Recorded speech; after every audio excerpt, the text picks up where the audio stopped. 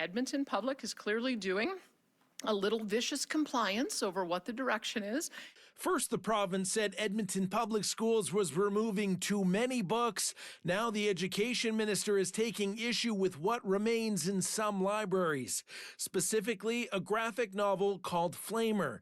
The province has included it as one of 4 examples containing sexually explicit material that should be removed by ministerial order. This was prompted by concerns that have been raised to me about highly graphic sexual content that had been found on school library shelves. But even though the new rules came into effect Monday, Edmonton Public listed 17 copies of Flamer available on Friday, including some in middle schools. I think Flamer is inappropriate for school libraries, and I believe Edmonton parents should be very concerned that EPSB is leaving this on their shelves.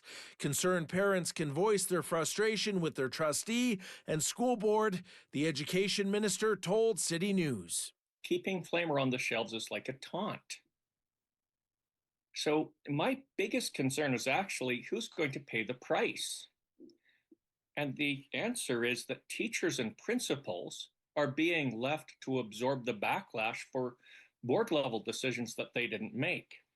In a statement, the school board said the book is compliant with the ministerial order. However, as noted, the list is not exhaustive. It is a living document that can be adjusted. Flamer deals with oral sex and masturbation. The government lists it as containing sexual activity, nudity, self-harm, and violence. But this librarian says it's an important book for young people.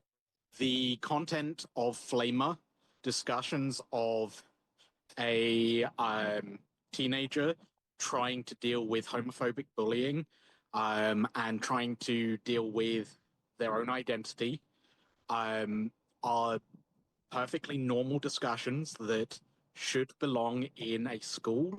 The website for the Calgary Board of Education also showed Flamer as being available in 2 of their high schools.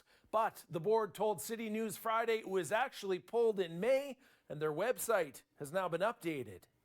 But some, including the NDP, the Canadian Civil Liberties Association, and some academics have said the government should step aside altogether and let educators decide what books belong on school shelves. The provincial government should really be focused on capacity and quality and funding our public education system rather than focusing on, decisions about what books are inside of classrooms or libraries when we have professionals. These are professionals, right?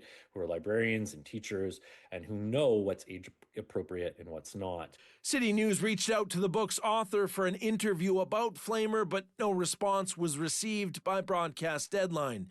Amazon rates the book as having a reading age of 14 to 18 years old. From Edmonton, Sean Amato, City News.